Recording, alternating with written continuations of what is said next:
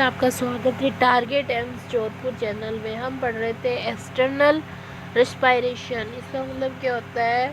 External यानी कि it exchange of gases between alveoli and pulmonary capillaries.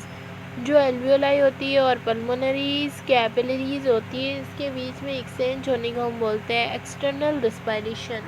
इसके अंदर देखो जो एटमॉस्फेयर प्रेशर होता है वो कितना होता है? 760 mmHg। और जो ऑक्सीजन प्रेशर होता है वो कितना होता है? 15.96 mmHg। और CO2 होता है 0.3 mmHg। इट एल्वियोलाई में कितना प्रेशर होता है जो कि हम बाहर से इन्वायरमेंट से हमने लिया है, जो हमसे बाहर से लिया था। जैसे ऑक्सीजन थी अपने पास, कितनी थी हमने पढ़ी थी ना, 156 थी, लेकिन वो क्या हो जाती है? कम हो जाती है। कैसे कम हो जाती है? क्योंकि वो वाटर के साथ मिल जाती है और 105 हो जाती है।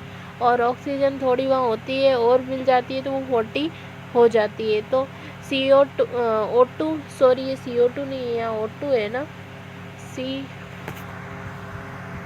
O2 कितनी हो जाती है? यहाँ O2 है। O2 कितनी हो जाती है? 105। और CO2 कितनी हो जाती है? 40 mmHg। फिर क्या होता है?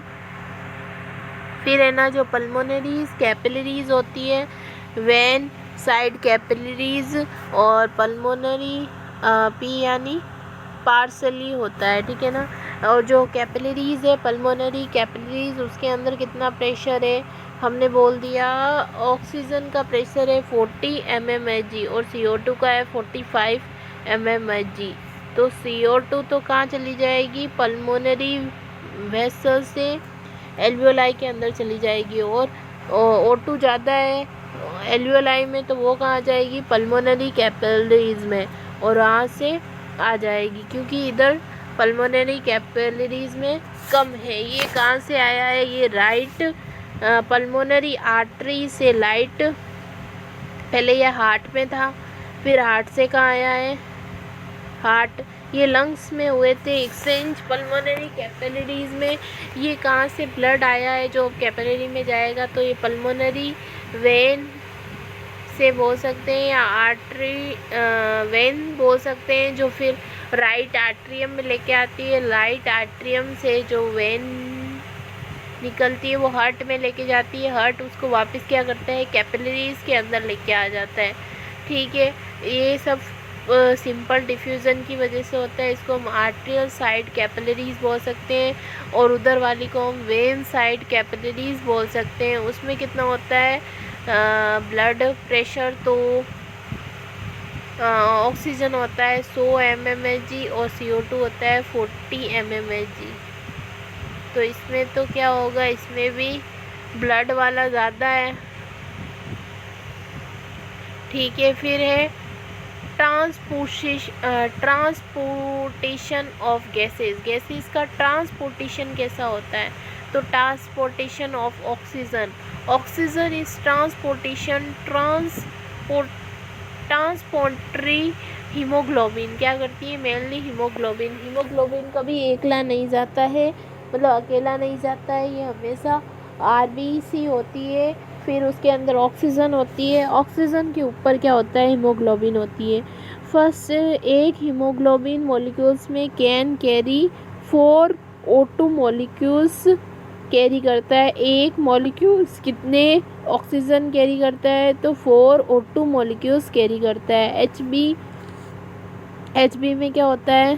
4 O2 होते हैं, हमने बताया। ऑक्सीजन होता है। 1 gram haemoglobin can travel 1 gram haemoglobin can travel to 134 ml of oxygen. 15 gram if person haemoglobin is 15 gram per DL।